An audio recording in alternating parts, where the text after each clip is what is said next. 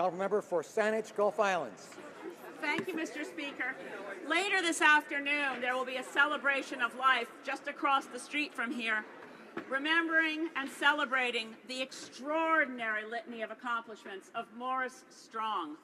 Morris was born in 1929 in the little town of Oak Lake, Manitoba, growing up in the prairies through the dirty 30s. I don't need to describe the hardships that his small and enduring family suffered at that time. He never got beyond high school. But a small scrap of paper came to him across the prairies, landed at his feet, and he read it. It was about the United Nations. And he decided, extraordinarily, that his path to be of service to the world would be to become a self-made millionaire and put his talents to work for the world. He was a UN Secretary General for 2 global conferences. He was the founder of CEDA, of the United Nations Environment Program, set up the Earth Charter Commission. Mr. Speaker, we celebrate an extraordinary Canadian, a global citizen. Rest in peace.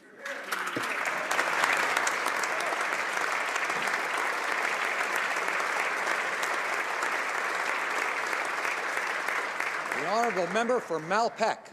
Mr. Speaker, I stand to pay tribute to Alan MacDonald from 9 Mile Creek, PEI, who recently passed away. Mr. MacDonald, at 87, was married to his beloved Mary for 67 years, the happy and dedicated parents of 8 children. He fished the waters of Northumberland Strait for some 60 years, serving on many fisheries organizations, including the PEI Fishermen's Association. He was awarded for fighting for the issues of island, Canadian, and international fishermen. Alan was instrumental in changing the design of the Confederation Bridge pillars to include ice shields, thereby breaking ice flows, creating less impact on the fisheries, a design noted in National Geographic. An active community member, he volunteered all his life, including supporting the Liberal cause provincially and federally. Serving his community and family with dedication, Alan was trusted, faithful, and hard-working. We offer condolences to his family and our thanks for Alan's life's work.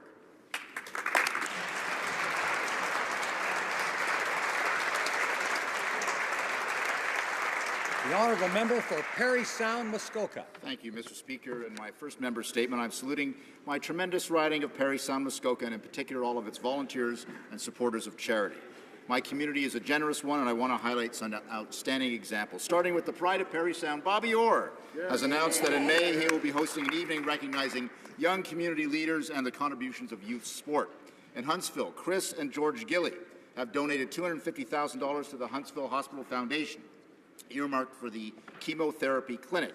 Brock and William Napier from Minette have donated $500,000 to the South Muskoka Hospital Foundation. The Napiers have also donated $750,000 towards the Wellness Centre in Port Carling.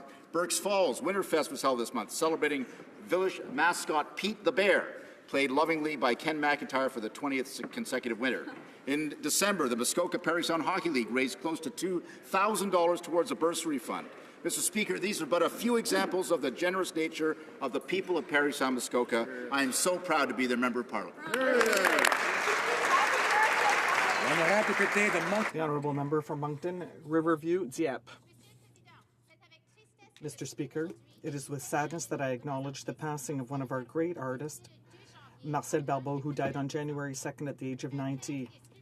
An influential painter and sculptor and an officer of the Order of Canada, Mr. Barbeau was known as a pioneer of abstract art in Canada and is one of the signatories of the Refus Global Manifesto, arguing for greater freedom of expression. His work hangs in numerous private collections and is exhibited in public galleries and museums around the world, including the National Gallery of Canada. Artists express the essence of our society, its very soul. Mr. Barbeau was an important voice telling us who we are and showing us what we become. The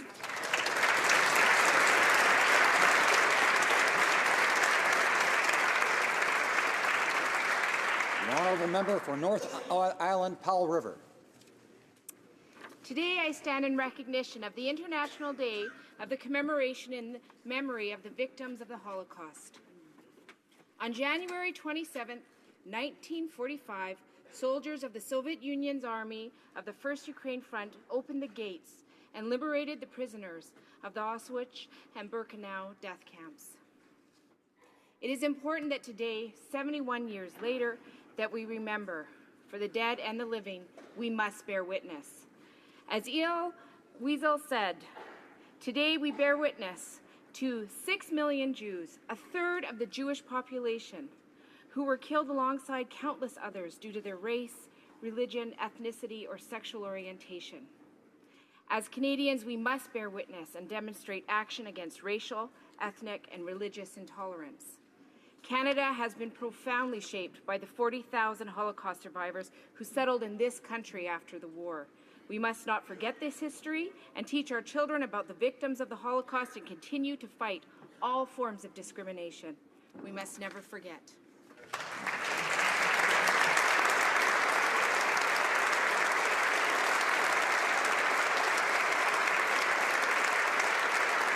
The honourable member for Edmonton Centre.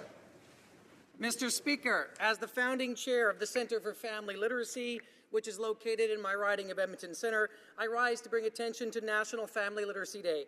Research demonstrates that the birthplace of literacy is in the home, and that parents and family members are a child's first and best teacher. We recognize the foundational work of family literacy practitioners across the country and thank them for helping to make families healthier and happier through literacy. La Journée Nationale de la Littératie. National Literacy Day is marked on January 27th of each year and seeks to increase the awareness of the importance of reading and writing and other literacy activities within families.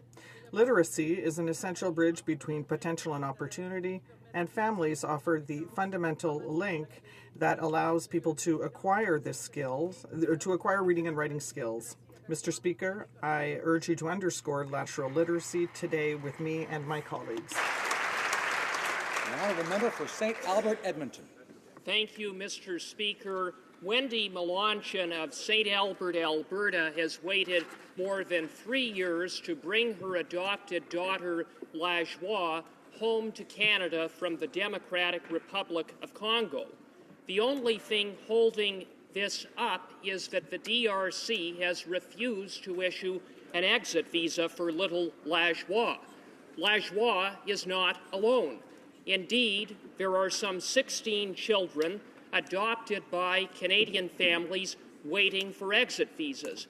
Now, there is legislation before the Congolese Parliament that could force these families to wait years longer. Time is of the essence. I respectfully urge the Prime Minister to pick up the phone, call President Kabila, and ask for 16 exit visas. The honourable member for Calgary Skyview. Thank you, Mr. Speaker.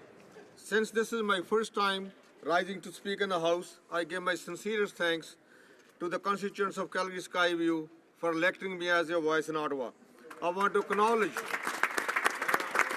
the dedication to public service of Shelley Watt Martin, who started her career as a social worker and a registered nurse. She entered politics as a member of Provincial Parliament for Ontario and served as a revenue minister from 1990 to 93. In 1997, she continued in politics by being elected to the Thunder Bay City Council, and from 2014 to 15, she was the president of Alberta Liberal Party. Her continued contributions are to be commended as she worked with the National Women's Liberal Commission to encourage all Canadians to become equal partners and active citizens in our country's democratic process. Her dedication to public service stands as an inspiration and an example for us all. Thank you, Mr. Speaker.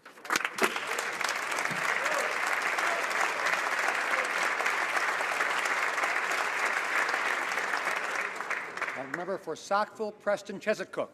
Oui, bonjour, Monsieur le Président. Good day, Mr. Speaker. I am very pleased to recognize today National Family Literacy Day. I can say that with my experience in education, I know that there are many Canadians across the country who have a great deal of difficulty finding jobs and earning acceptable wages.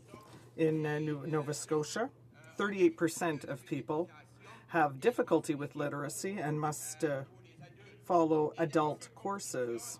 And in my riding a few weeks ago, I had the opportunity to work with the Director General, the lady who's responsible for literacy in Nova Scotia, to distribute hundreds of books free of charge to community organizations in my riding. So I'd like to encourage all parents to take 15 minutes a day to read with their children, because that can make a tremendous difference for their future. Thank you. The Honourable Member for Louis Saint Laurent. Thank you, Mr. Speaker. It is with honour and pride that I represent all the citizens of Louis Saint Laurent here in the House of Commons. In the heart of my riding, there is the Wendake Indigenous nation, and there is also Val-Belair, Loretteville, and other suburb areas. Lucie Lausier, who has been helping people for 55 years, she has been collecting clothing and food to distribute it to the most humble among us. Ms. Lausier started humbly with her, and her dedication was so strong that she opened the food counter, La Luciole. Now her health is failing, and La Luciole has had to close its doors. Mr. Speaker, I'd like to say that Ms. Lausier is for all Canadians an example of determination and success. Thank you, Ms. Lausier.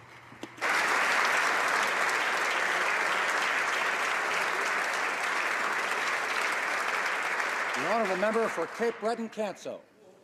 Mr. Speaker, on this bill, Let's Talk Day, I rise to pay tribute to an exceptional young lady from my riding, Becky Hanna. A happy kid with great friends, excellent student at Cape Breton University, and a varsity athlete. She had a great life going on except for one thing, bulimia nervosa, a severe disorder that she hid from her family and friends for a year, a compulsion that was more of an addiction that yielded a binge, then purge cycle that she could not stop no matter how hard she tried. Some days Becky would purge once or twice, but other days it would be 7 or 8 times, taking a heavy toll on her body and a heavier one on her mind. But Becky realized she wasn't alone, and her condition was not uncommon. With the support of her family and friends, she works every day to confront her demons. On Becky's behalf, I ask the House to visit Becky Hanna's Facebook page and share her video with family and friends. On behalf of all parliamentarians, let me commend and thank this exceptional young lady for sharing her important message. The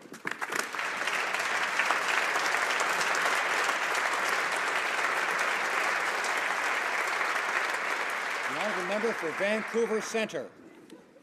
Mr. Speaker, this is Alzheimer's Awareness Month. Alzheimer's disease has been called one of the most significant social and health crises of the 21st century. A recent NANO survey shows that 47% of Canadians think it's not possible to live with this disease because of the stigma. Advances in treatment have improved the quality of life, but this is not enough. 500,000 Canadians live with Alzheimer's or related diseases. This will double within a generation. Dementia costs the Canadian economy $15 billion each year, and by 2038, this will rise to $153 billion. Alzheimer's disease makes all families go under emotional stress every year. Early signs of Alzheimer's include loss of memory, misplacing things, change in personality and mood, disorientation of time, and loss of initiative and difficulty performing tasks. There's urgent need for investment in research towards early diagnosis and cure. Early identification of the risk of Alzheimer's is critical in delaying onset. And The honourable member for Sherwood Park, for Saskatchewan. Today is Holocaust Memorial Day, a day when we remember the 6 million Jews and many others who were killed by the Nazis. Many of my relatives were among the victims. My grandmother, a half-Jew living in Germany at the time, survived, but not without suffering the loss of her grandparents, cousins, and many friends. My relatives could have left Germany earlier, but stayed behind because they did not believe that such unspeakable evil was possible in their civilized society. As uncomfortable as it may be, the Holocaust forces us to contemplate evil and how we respond to it. We must never be afraid to call evil what it is. When we say never again, it is time we mean it. Fighting evil had a cost in World War II, and it has a cost today. My grandmother was always grateful that Canada was prepared to pay the cost in her time. Let us be firm in our resolve when we say never again.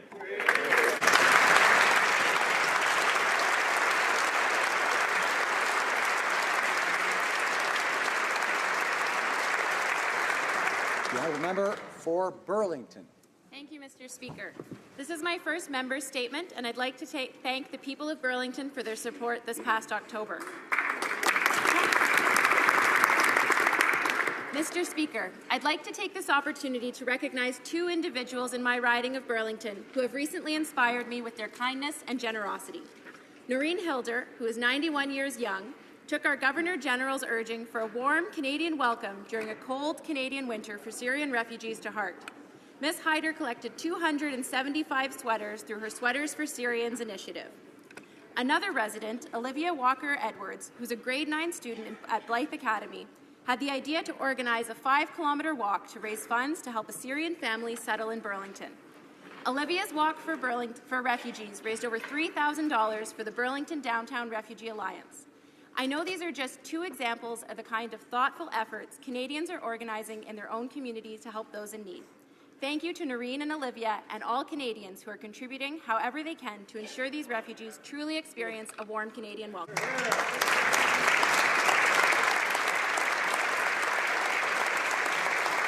honourable member for Nanaimo Ladysmith. Thank you, Mr. Speaker. As Member of Parliament for Nanaimo Ladysmith and the NDP critic for status of women, I stand with 72,000 petitioners across Canada who are calling on the government to do the right thing and put Canadian women on banknotes. Yeah, hear, hear. Canada used to have the famous five and Therese Casgrain women who advocated for the right to vote. They used to be on one of our currencies. The Conservative government removed them in favor of an icebreaker. Last year, my NDP colleagues asked the government to do the right thing and recognize the role that Canadian women have played in building our country and contributing to our history.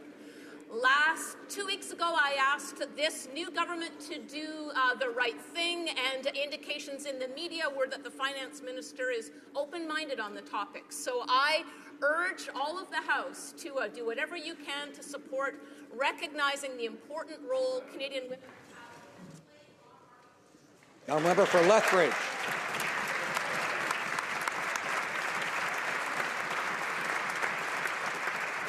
The honourable member for Lethbridge. Thank you, Mr. Speaker. Mr. Speaker, Alberta has not seen job losses as it does today since 1982. That's over 100,000 jobs that have disappeared. Over the Christmas holiday, I had the opportunity and the privilege to talk with many Albertans, those in my riding, and it was made very clear to me that the people are concerned about their present and their future. National pipeline projects are stalled because this Liberal government does not believe in Canada's energy sector. The Prime Minister promised Canadian young people a vibrant future, meaningful employment. However, as far as this government is concerned, right now we're seeing one of the worst layoffs that this country has ever seen. This is gutting the middle class, causing families to lose their homes, their livelihoods, and hope for their future. Each day that these pipelines are delayed, the Canadian economy loses out on $50 million. Mr. Speaker, on behalf of all Canadians, I urge the Prime Minister to put down his selfie stick and get to work building these pipelines.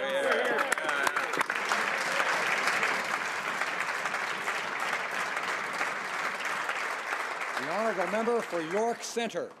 Monsieur le Président, aujourd'hui c'est le... Mr. Speaker, today is Holocaust Memory Day, the 71st anniversary of the liberation of Auschwitz-Birkenau. Remember and reflect on one of history's darkest periods, the systematic, state-sponsored murder of 6 million Jews during the Second World War. Each year, there are fewer survivors to pass on their stories and remind us of the value of human life. Their stories showed the need for tolerance and compassion, and the price we pay for ignoring injustice and hatred. We bear a collective responsibility to keep these stories alive by continuing to educate others about the Holocaust and the evil that fueled this attempt to exterminate an entire people. In the aftermath of the Holocaust, the world came together and declared never again. On this day and every day, we must give special meaning to those words by actively standing up against hate, injustice, anti-Semitism and racism, and refusing to be silent in the face of genocide.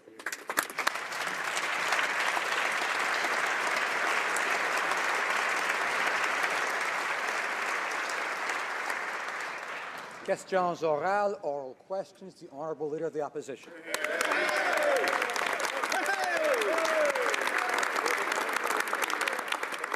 Mr. Speaker, yesterday Statistics Canada said that Alberta has lost more jobs than in any year since 1982.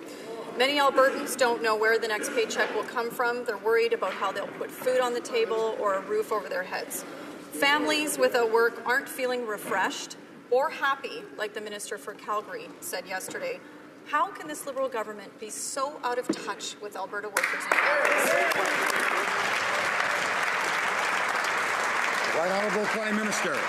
Thank you, Mr. Speaker. The Canadian government is very preoccupied with the fate of Albertans and the fact that there is massive layoffs and they need support. And we're looking to partner with Alberta and indeed with municipalities across the country facing very real challenges. And we look forward to putting forward a historic plan to invest in infrastructure, to create growth and to support the middle class in this country, as will be presented by the Finance Minister in his upcoming budget. The Honourable Leader of the Opposition. Mr. Speaker, the figures reflect the despair felt by people in the natural resources sector across the country.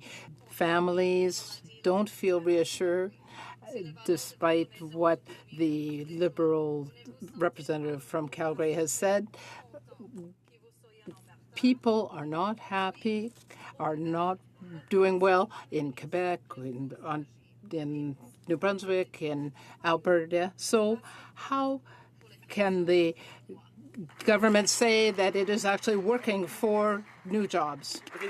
The Right Honourable Prime Minister. In fact, this is exactly what we are going to do. We were elected on a platform of investing in communities, helping middle classes, families, and creating opportunities across the country. We are thinking very much about the people in Alberta, Saskatchewan, Labrador, those that are affected by the downturn in the oil industry, and certainly in our upcoming budget, we will address the problems.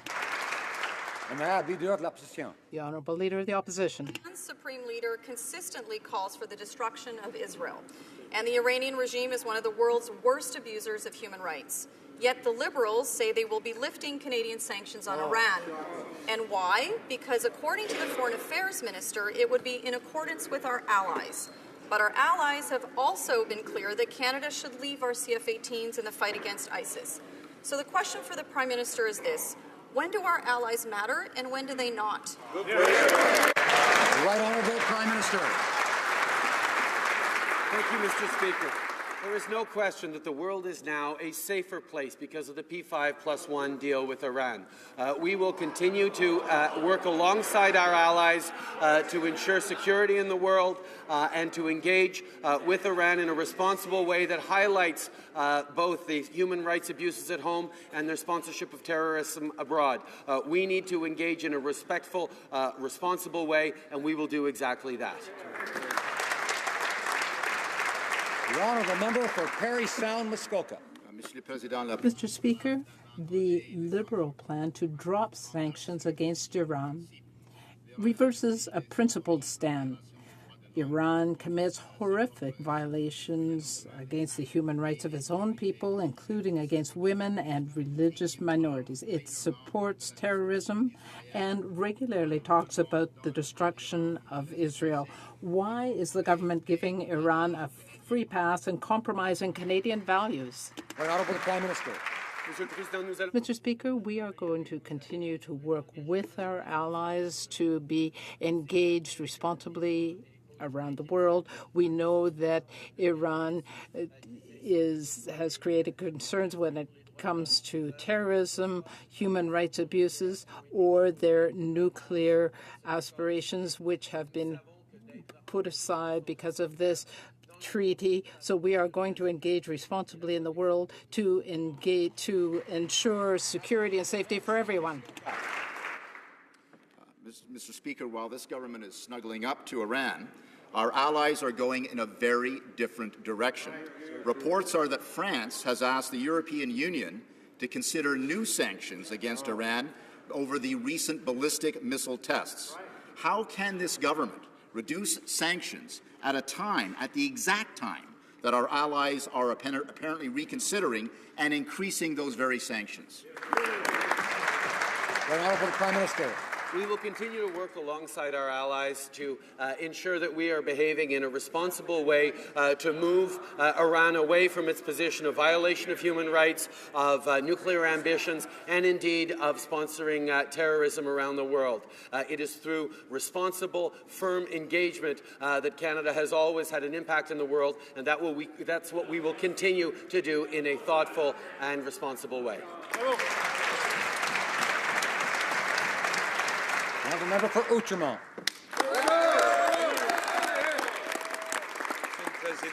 Mr. Speaker, during the 100 days of the Liberals' term, Canadians gave them time, but now they have started asking questions. For example, with respect to Canada Post, the Prime Minister said that home delivery would be restored. Will the Prime Minister repeat that promise here, or will he say that he has already broken that promise? The Right Honourable Prime Minister. We made a commitment during the election campaign to bring in a moratorium in terms of the changes at Canada Post, and we have done that. We're going to work with Canadians and Canada Post to make sure that Canadians receive the services that they need, that they wish to receive. We will do that responsibly. We will be working on that issue, and we will respect Canadians and keep our promises. Honourable Member for Outremont. Like selfies, Mr. Speaker. They got cameras everywhere, and we got a clear tape of that Prime Minister making that promise and not the one he just talked about. But for the fun of it, let's read the Liberal Party platform with regards to another Liberal campaign promise. Quote, a Liberal government will restore the eligibility age to 65 for old age security. They said they would do that immediately.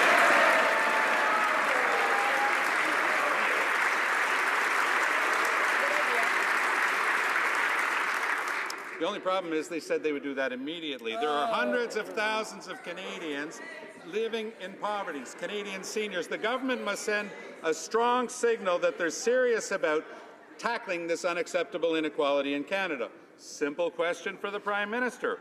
When does he plan to keep this promise to restore OAS to age 65? Hear, hear. Right Honourable Prime Minister.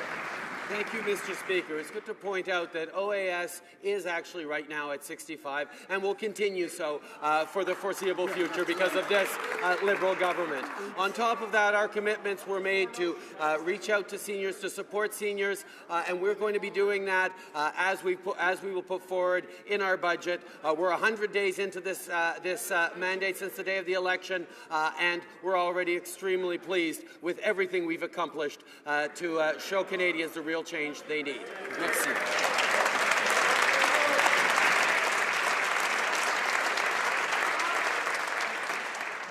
The Honourable Member for Outremont. The Liberals promised to take action to make sure that Canadians would have a decent retirement. Too many seniors live in poverty. The age of retirement was raised to 67, and that will just create more inequality. So I'm going to try one more time to get an answer because the Prime Minister promised to act quickly. So when will he restore the age to 65 as he promised to do it? Will he do this, yes or no? Right Honourable Prime Minister. Mr. Speaker, I want to correct the record.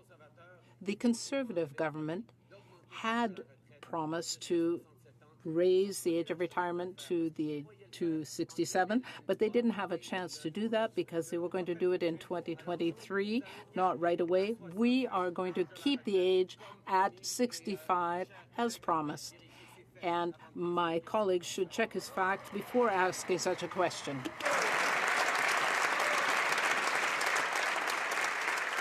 Member for Outremont. The platform also promised to increase benefits under the Canada and Quebec pension plans.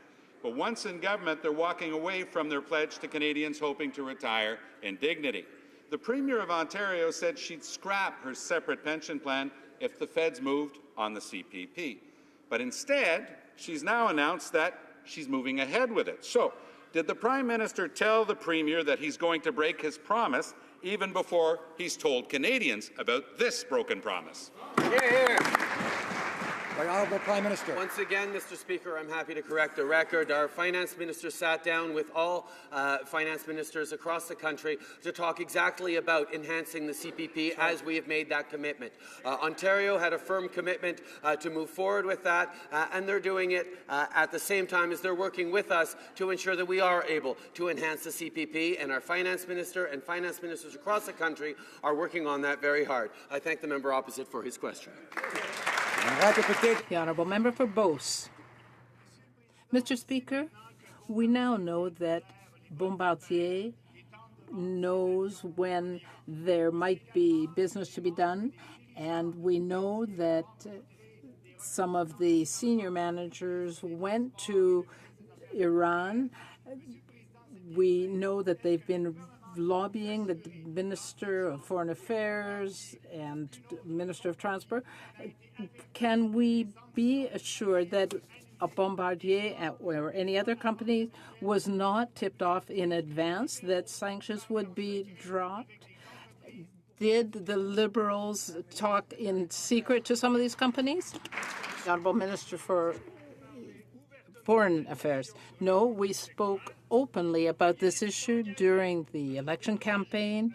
The Prime Minister made a commitment to re-engage with Iran. He kept that promise, and all of this has been done openly. We have an agreement. So why is the member asking this kind of question? The Honourable Member for Beauce. Mr. Speaker, I would like to remind my colleague I am the member for Beauce. I represent my constituents and all the Canadians. We have positions of principle abroad as conservatives, so I want to know why the Liberals have abandoned these principles in dealing with Iran. Iran violates the human rights of its own citizens, supports terrorism. So why has the Liberal government decided to change our stand and support Iran? Honourable Minister, once again, the Prime Minister has answered this question very clearly. If Canada was the only one to maintain the sanctions when others were abandoning them, then it would not have any effect, and yet it would damage our economy. So I think that we need to work with the Americans. That's it.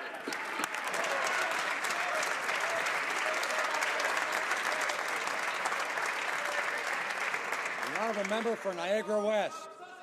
Stephen. Mr. Speaker, here's what Putin's foreign minister said in regards to Russia's illegal occupation of Crimea. We have nothing to give back. We are not holding any talks with anyone on returning Crimea. Crimea is the territory of the Russian Federation. Mr. Speaker, why is the Foreign Affairs Minister considering lifting sanctions on Putin's regime, giving Russians blatant disregard for Ukrainian sovereignty? The Minister of Foreign Affairs. Mr. Speaker, this government will strongly support Ukraine. This government will always be against and criticize the Russian invasion and interference in Ukraine, and we will communicate that very clearly to the government of Russia. We'll do it, and I will be pleased to do it because we owe so much to our friendship with Ukraine. The Honourable Member for Niagara West. Mr. Speaker, Putin's regime has invaded and illegally occupied sovereign Ukrainian territory. That, Mr. Speaker, is a fact. Now our Foreign Affairs Minister is cozying up to the Putin regime. Can the Minister of Foreign Affairs please explain why he is abandoning our Ukrainian friends? Why is he giving in to Russian aggression? That's right. The Minister of Foreign Affairs. I already answered to this question, Mr. Speaker, and the Prime Minister did it and said it very clearly to President Putin. So, but the question is, at the worst time of the Cold War, Canada was speaking to Russia. Today, United States is speaking to Russia. Europe is speaking to Russia. Japan is speaking to Russia. You would say that all these countries are letting down Ukraine? In which way it's helping Ukraine that Canada never speak to Russia, even about the Arctic? Now the member for Thornhill. Thank you, Mr. Speaker. As you know, the sanctions opposed against Russia by our Conservative government have been very effective. So effective, in fact, that the Foreign Minister of Russia is appealing now for the normalization of relations between Canada and Putin's regime. Can the Minister of Foreign Affairs tell us today if this government intends to drop sanctions against Russia in the middle of the night, as they did with Iran? The Minister of Foreign Affairs. Mr. Speaker, Canada is certainly able to keep the pressure on Russia and to engage Russia when it is our common interest. We're able to do it because our policy, our foreign policy, will stop to be ideological and irrational and will be effective for our allies and for Canadians. Now the member for Thornhill. Thank you, Mr. Speaker. Last week, Daphne Meir, a 38-year-old Israeli mother, was stabbed to death in her home in front of her 3 children. This week, 23-year-old Shlomit Krigman was stabbed to death while visiting her grandparents. Now, the U.S. State Department has condemned the wave of deadly attacks against Israeli civilians driven by the Palestinian leadership. But yesterday, the Minister of Foreign Affairs said that a suggestion that he condemn the incitement was partisan politics. Can he explain this unfortunate remark? Unqualified. Minister of Foreign Affairs. Mr. Speaker, my colleague misinterpreted what I said. I said the opposite. I said we condemn the violence against Israeli people, will always do, and to suggest that we are not doing it is partisan. The Honourable Member for Abitibi Bay James, Nunavik, EU. Thank you, Mr. Speaker. Yesterday, the Human Rights Tribunal issued an historic ruling. It said that the government systematically discriminated against Aboriginal children. Action must be taken now to correct this injustice. My question is simple and is addressed to the Minister of Justice. Will the government invest the necessary funding to eliminate this discrimination? The Honourable Member for Minister. And for his tireless advocacy on behalf of his people and all Indigenous children in this country. This ruling is really important because it brings Canadians with us to understand the injustice that has taken place over these years. And yes, we will make significant investments in the future budget to try and rectify this injustice. The Honourable Member for Timmins, James Bay. Thank you, Mr. Speaker. As Cindy Blackstock says, Indigenous children have waited too long for justice in this country, and they want action now. Unfortunately, the pattern of systemic discrimination continues to be the operating culture within various government departments today. For example, Cindy Blackstock's identified Michael Wernick as a key player in fighting her human rights case. He was also lambasted by parliamentary committee by dragging his feet on the child welfare crisis. For reconciliation to be real, action must be louder than words. So what kind of message is the Prime Minister sending to Indigenous families by appointing Mr. Wernick to oversee the entire civil service? Hear, hear. The Honourable Minister of Indigenous Affairs. I thank the member for his question, and I thank him for his work on behalf of Indigenous people. But I think that he must understand that the public service in this country's primary goal is loyal implementation. There is a new government here, and the Clerk of the Privy Council is empowered to deliver the work that we have promised in the past election, and he will do it. The Honourable Member for Foothills. Mr. Speaker, contrary to what the Liberals may believe, Alberta is facing an economic crisis. They are losing jobs at a rate we have not seen before since, ironically, the Liberals introduced the National Energy Program in the 1980s. When asked about these job losses, the member for Calgary Centre sounded like a Liberal from the 1980s. He said the people he has spoken to feel refreshed with the Prime Minister's failed approach. Refreshed is certainly not the feedback that I'm hearing from Albertans. They are not refreshed to be losing their jobs. They're not refreshed to be losing their homes. Why is the only job that this minister seems to care about is his own? The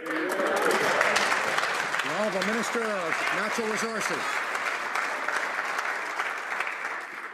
Mr. Speaker, we know that there are job losses across the country in the natural resource sector. We were in New Brunswick only last week, and there were hundreds of jobs lost in a potash mine because of commodity prices. We understand that Alberta is very keen to see natural resources moved in a sustainable way. We can no longer talk about the economy without environmental sustainability, Mr. Speaker. That's the economy of now. That's our way forward. The Honourable Member for Lakeland.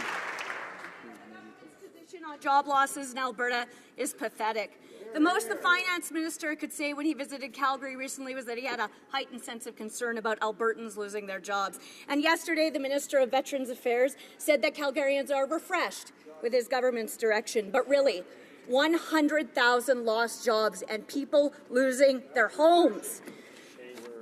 My constituents in Lakeland are resourceful, but they're not refreshed. Mr. Speaker, was the minister serious? Does he actually think Albertans are happy with his government in charge? Good question. The Honourable Minister of Finance. Mr. Speaker, we recognize that the change in oil prices has had a significant impact on Alberta. It's had a significant impact in other parts of the country as well. We have started with a plan that's going to make a difference in this country. We started with tax reductions that are going to help 9 million Canadians to be better off. We're going to move forward with infrastructure investments that will make a significant impact on growth in this country. We want to focus on things that can help in Alberta and in the rest of the country to improve our economy. The Honourable Member for Red Deer Lacombe.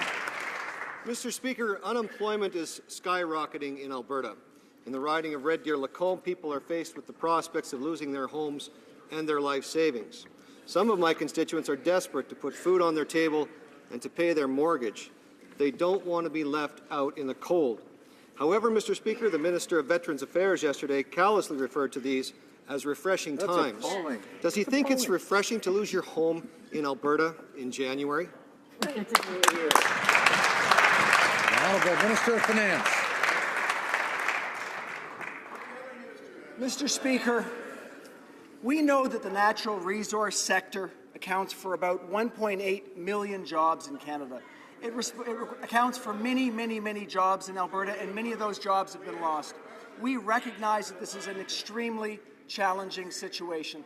We are working to put in our budget measures that will improve the situation in Alberta, Saskatchewan, and Newfoundland, and other parts across this country so we can deal with this enormous challenge. Yes.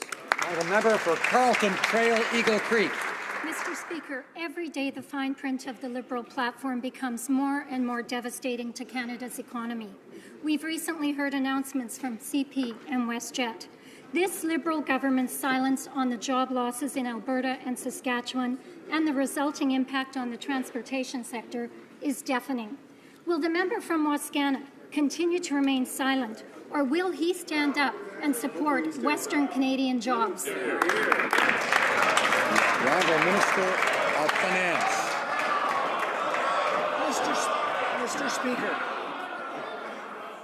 we are focused on how we can help Canadians across this country with a challenged global economy. We are particularly focused on how we can help those people in the parts of our country that are so deeply impacted by the change in global oil prices. We are working diligently to figure out the priorities of Canadians so that in our budget we can address these issues by helping Albertans, Saskatchewans, people in Newfoundland, and across the country. The Honourable Member for Rimouski, Neigette, Témiscouata-les-Basses. Thank you, Mr. Speaker. The government has not conducted any pre-budget consultations in Parliament, as is normally the case. Instead, it's using the Liberal Party website to consult people, and I'm sure it's a coincidence that they collect data that can be used for fundraising. The economy is slow to a crawl. Job losses are multiplying, but only 38% of the unemployed have access to EI. Instead of helping itself, will the government immediately help those in need and create a universal EI accessibility threshold of 360 hours? Person, Monsieur President. Thank you, Mr. Speaker.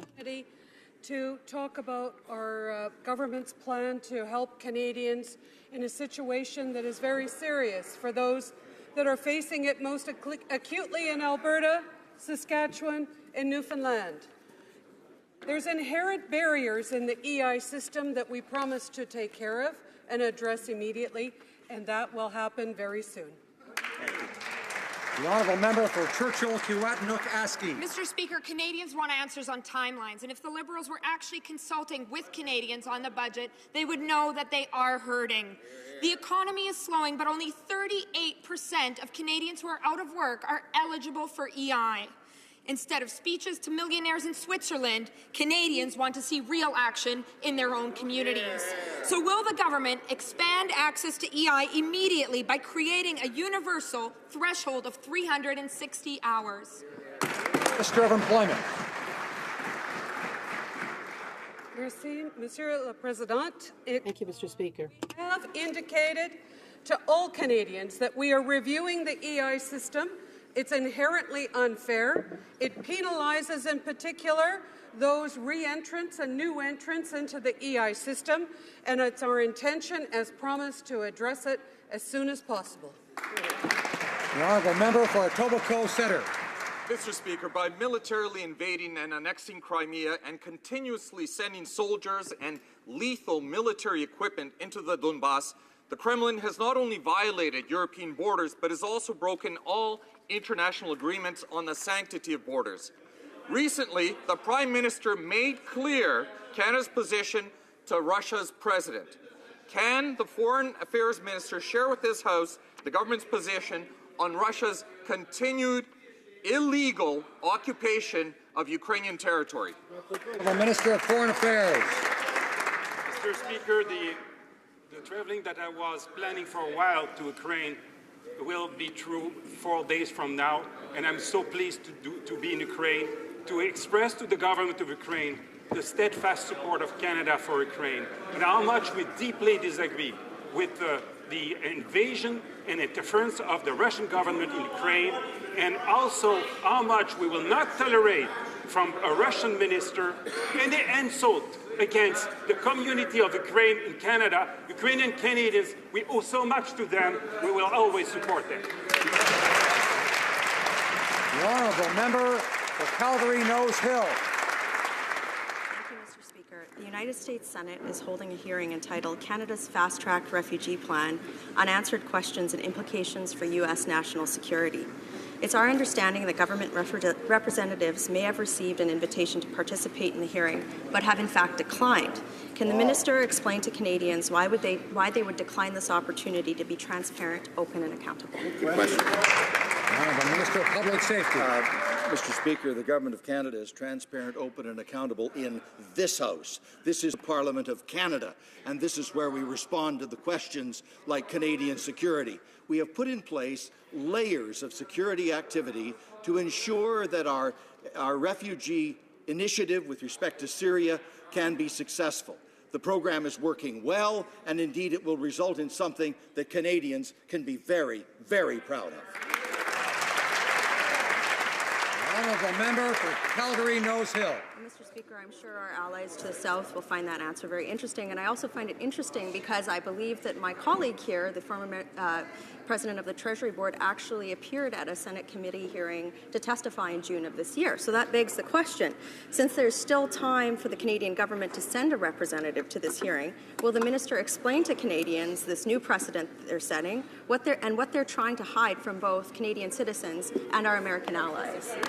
The Honourable Minister of Public Safety. Mr. Speaker, there is absolutely nothing to hide because we have completely briefed the Department of Homeland Security. We've completely briefed the U.S. Ambassador to Canada, and there is a very open line of communication directly to the White House. They understand exactly the layers of security screening that are put in place, from the activity with the UNHCR through the the personal interviews that are done, to the collection of biometrics, to the checking against international databases, to ensure that this project is done safely and successfully, a very strong humanitarian credit to Canada.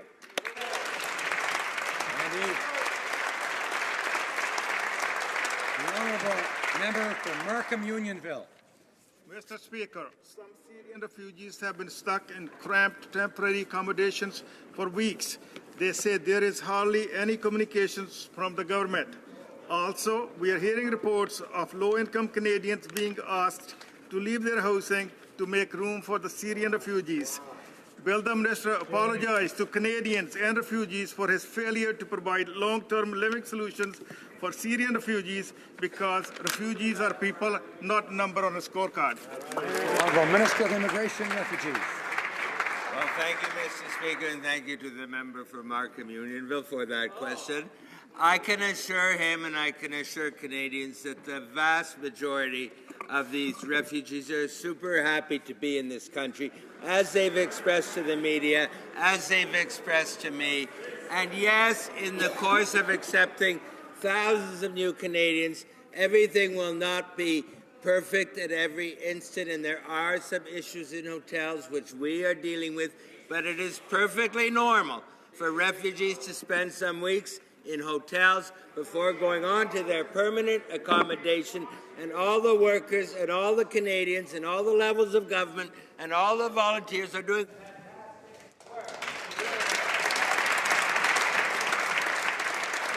This exchanging of riding names is confusing for the Speaker. The honourable member for Markham Unionville. Mr. Speaker, the Parliamentary Secretary for Immigration is on the record saying that the government's policy is to, quote, treat Syrian refugees differently than refugees from the other parts of the world. Can the Minister confirm that this is the government's policy and explain if being treated differently means being stuck in the temporary cramped housing for weeks? The Minister of Immigration. Mr. Speaker, Canadians across this land are welcoming with open arms and open hearts these Syrian refugees. They are proceeding quickly to their housing. Yes, they are spending some time in hotels. That is normal for the process. And it is also the case that refugee applicants from other countries are proceeding as planned. So Canadians can be reassured that this operation is a great success, and we will soon have 25,000 new Canadians on our soil. Honourable member for Saskatoon West. Mr. Speaker, Canadians are proud of our public health care system. A central principle of our public system is that people's access to health care does not depend on one's ability to pay. But while the Canada Health Act outlaws user fees, Saskatchewan is now allowing those who can afford to get special access to private MRIs. Why won't the Health Minister act? Will she enforce the Canada Health Act in Saskatchewan and across the country to crack down on these private payments, yes or no? The Honourable Minister of Health. Mr. Speaker, I'm pleased to further inform the House about the excellent meetings that I had last week with the health ministers from across the country, all the provinces and territories. And among the things that we discussed was our commitment to the Canada Health Act. As the member opposite is aware, that act is one of the foundations of a system that we're proud of. And one of the pieces of that of which I'm most proud is the fact that we are determined to make sure that Canadians will always be able to access the appropriate care that they require based on need and not based on ability to pay. And we will do all that is in our power to uphold that act. The honourable member for Saint-Hyacinthe Bagot. Mr. Speaker, we need more than discussions and talks. We need action to preserve the accessibility of health care in this country. Thousands of Quebecers have denounced the legalization of ancillary fees in Quebec. $300 for ophthalmic drops, $500 for a colonoscopy. It is unacceptable that wealth determine access to care. What action, and I am repeating, action, will the minister take to ensure that all Quebecers have the same level of access to health care regardless of their income? Okay. The Honourable Minister of Health. Mr. Speaker, I'm pleased that the member opposite is so committed to making sure that Canadians will have access to the care that they need when they need it on the basis of that need, and I will support her in that commitment. One of the fundamental principles that I will go forward in my work with my colleagues is to establish a strong relationship, which I'm pleased to say that I was able to do. I will continue working with the health ministers across the country, including the health minister from Quebec and other provinces and territories, in order to address the concerns of Canadians. The honourable member for Grande Prairie Mackenzie. Well, thank you, Mr. Speaker. I have a couple of questions for the Minister of Agriculture. The first one is, I'm wondering if you can confirm to this House that the Ethics Commissioner has cleared his Chief of Staff to serve in her new capacity. I also wonder if he can confirm to this House if or not his new Chief of Staff has got the RCMP's security clearances necessary to do her job. Yes or no? The Minister of Agriculture. Thank you, Mr. Speaker. My Chief of Staff is extremely qualified for the job and is dedicated to serving the best interests of the entire agricultural sector and all Canadians. She is following the guidelines laid out by the Conflict of Interest and Ethics Commissioner and will fully comply with any advice provided by the non-partisan Commissioner. Thank you, Mr. Speaker. The honourable member for Grande Prairie Mackenzie. Well, thank you. I'll take that as a no. So the second very straightforward question I ask the Minister of Agriculture, is the Minister aware of any past criminal charges involving his Chief of Staff that may lead Canadians to believe that she's not suitable for the job that she's now tasked to do? Yes. The honourable Minister of Agriculture. Thank you, Mr. Speaker. I am proud that she has a strong agricultural background. And Mr. Speaker, it's a pillar in her community. It's a pillar in her community and brings a deep commitment to agriculture. And as you all know, all appropriate information will be publicly available on the Ethics Commissioner's public website. Thank you, Mr. Speaker. Honourable member for Barrie, Springwater, Laurel, Medonte. A Liberal candidate in Alberta said pipelines make Canada America's dirty gas tank. That candidate is now the Chief of Staff to the Minister of the Environment. Another Liberal candidate from Quebec wants Ontario to transition away from manufacturing. That candidate is the Prime Minister of Canada. Why does the Liberal government oppose oil sands in the West, energy east, and manufacturing right here in Ontario? Honourable Minister of Natural Resources. Mr. Speaker, we realize that a very strong natural resource sector is so important to the future of the Canadian economy. We also have a mandate to make sure that those projects end up at Tidewater and export markets with the public confidence of Canadians through a robust environmental assessment process. That is a serious promise to Canadians that we intend to uphold. The honourable member for Vimy. Mr. Speaker, as my colleagues know, today is Bell's Let's Talk Day, an initiative that was started 6 years ago to raise awareness on the issue of mental health. Canadians know that we have to take care of our mental health just as we take care of our physical health. Can the Minister of Health give us an update on the government's commitment to improving mental health for Canadians? The Honourable Minister of Health. Mr. Speaker, as a family doctor and Minister of Health, I'm committed to working with our partners in order to improve the mental health of Canadians and make mental health services more accessible. Our government has made mental health a priority, and we will continue to invest to promote good mental health and contribute to preventing mental illness and suicide. The Honourable Member for Beauport-Limoilou. Mr. Speaker, we're still waiting for the Liberal promises concerning veterans. Parallel to this, it's important to point out that the new promised measures will be financed through repeated annual deficits. So I'm asking the Minister of Veterans Affairs, how does he intend to ensure the sustainability of his promises in the long term when the government is intending to run structural deficits?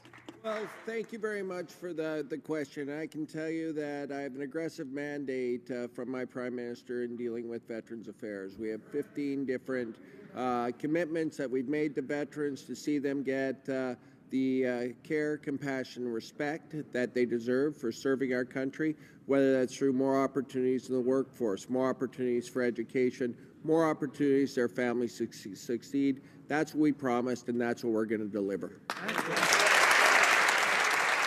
The honourable member for Hamilton Mountain. Mr. Speaker, the Ontario Court of Appeal just ruled that the secret sell-out deal signed by the Conservatives in the U.S. Steel can be released. Steelworkers in the city of Hamilton have been fighting for years to unseal this deal. And with bankruptcy proceedings ongoing and the retirement security of 20,000 workers and pensioners at stake, it's more critical than ever.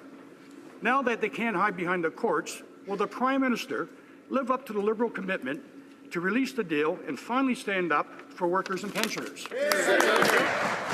Honourable Parliamentary Secretary. Mr. Speaker, to the honourable member for his question, the government is aware of the decision by the court that just came out yesterday morning. We're taking our time to study the decision, and we will be happy to follow the recommendations of the court. Thank you very much, Mr. Speaker. Honourable member for Saint-Boniface-Saint-Vital. Thank you, Mr. Speaker. Non-profit organizations in our communities are already preparing their summer programming and will soon be hiring for the summer. Can the Minister of Employment, Workforce Development and Labour confirm which programs are available to non-profit organizations and small businesses? The Honourable Minister of Employment. Thank you, Mr. Speaker, and my honourable friend and member from St. Boniface, that I'm proud to announce that, of course, we are in the process of ramping up the number of Canada student jobs, and in fact, they are available for nonprofits and small business. Small business has, in fact, been prioritized which is unusual, prioritized as one of the national priorities in the Canada summer jobs. So please go out and hire a young person, give them the work experience that they need.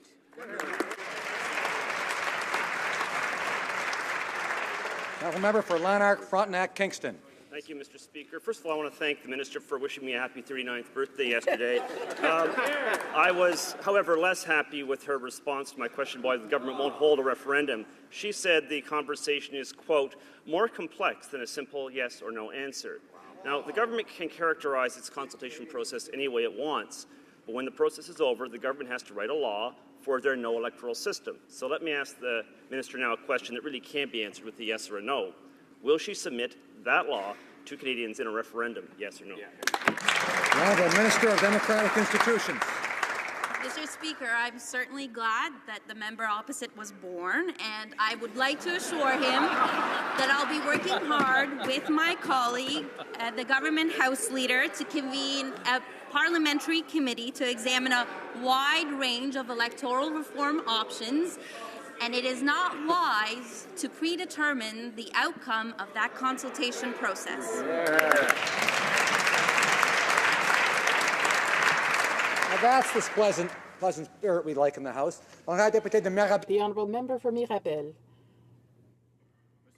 Mr. Speaker, we found out recently that in the past year, 257 dairy farms have been forced to close within the national territory of Quebec. 257 farms is not nothing. These are families, men and women, who are essential to the development of our regions.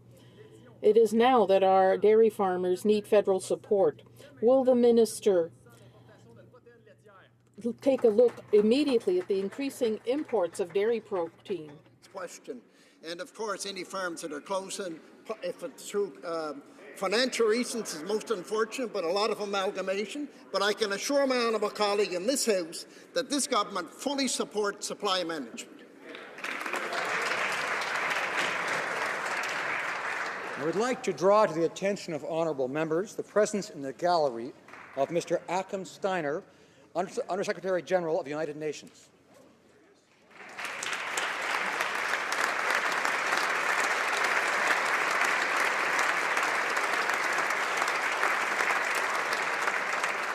would also like to draw the attention of honourable members to the presence in the gallery of the Honourable Darrell Reid, Speaker of the Manitoba Legislative Assembly.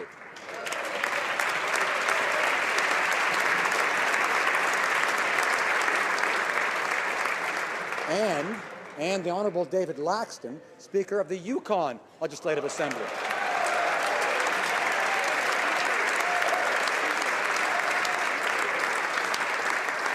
I would also like to draw the attention of honourable members to the presence in the gallery of the Honourable Peter Apala Bigger, Minister of Transportation, Infrastructure and Energy for Prince Edward Island.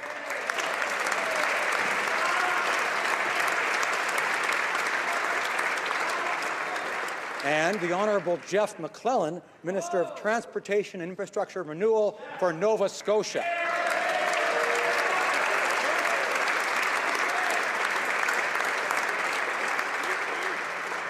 Lastly, I wish to draw to the attention of the House the presence in the gallery of Canadian journalist Mr. Mohamed Fahmy, who recently returned to Canada from Egypt.